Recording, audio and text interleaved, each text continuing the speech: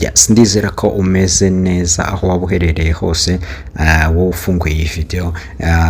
Iyi video rero nyikoze ngaruka kuri video Shaddy yashyize kuri Instagram yiwe, ashotora abantu nawe ubwe yabyandikiyeho mu rurimi rw'icyongereza ati let me distract you. Shaddy rero ndakeka nta muntu utamuzi, mwese ndakeka umuntu wese waba ukoresha imbuga nkoranyambaga ntabwo yaba yobewe Shaddy kuko Shaddy ni nawe mugore cyangwa se umukobwa ukurikirwa n'abantu benshi kuri Instagram, aho akurikirwa na miliyoni irenga. Rero ndakeka umuzi neza cyane uyu Shaddy rero akaba ari n'umuntu ukomeye cyane ufite amakampani menshi agenda yamamariza. Iyi video rero yayishyize kuri Instagram yiwe, ndakwereka agace gato hano, nushaka kuyireba yose ujye kuri Instagram page yiwe urayibona. Iyi ni video imara umunota yashyizeho yambaye akambaro ko kurarana, abyina bidasanzwe. Reka nyikwereke.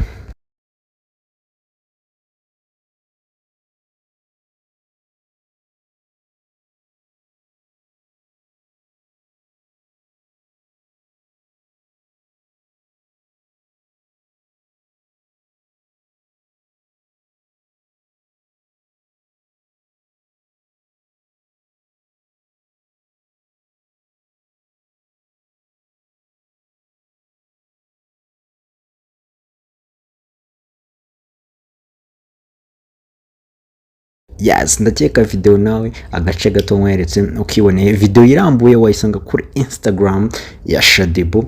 Shaddy rero akaba ari umwe mu bakobwa cyangwa se abagore bakunda gushyira hanze amashusho cyangwa se amafoto bagaragaza ikimero cyabo, akaba ari nabyo bituma bakurikirwa cyane ku mbuga nkoranyambaga. Muramuzi yagiye ajyamo no mu mashusho y'indirimbo nyinshi zigiye zitandukanye, harimo Akinyoma ndetse n'izindi zo mu bihe byashize. Ndagushimira rero kuba ufashe umwanya ukantega mu matwi, kora subscribe kugira ngo ujye ukomeza ubane nanjye umunsi ku munsi.